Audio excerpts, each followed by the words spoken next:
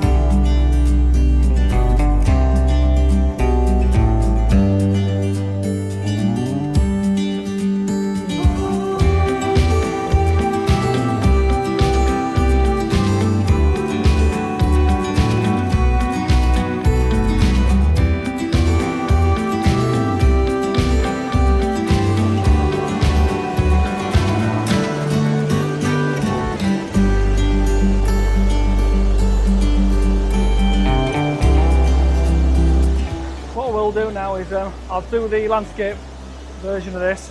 Well, you've probably seen the portrait one. I've got my hat all the way around, as you can tell. Makes it a bit easier when you're looking through a viewfinder. But yeah, like I said, lovely little place of this. Further up, where you can see a little, must be a pumping station there. But this is like man-made structures further up. Looks like an upside down turtle. Excuse me, but from the other side, the images that the other side I've taken, you've probably seen one or two already. I've tried to cut it out just so it looks all natural, not man-made. So yeah, I'll do the landscape version of this now. I'll bob that up for you.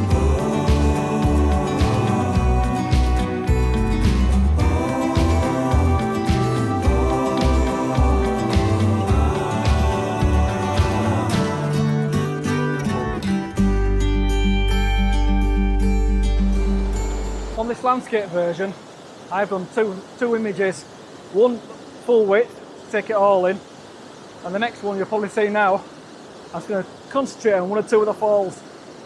So yeah, the full version brings in all account, all these rocks here, this little sort of half tree as such, and that far fall over there. But these rocks, just a nice natural leading line straight into it. Especially with this is taking my eye as this. So yeah, I'll get you a few intimate shots on now.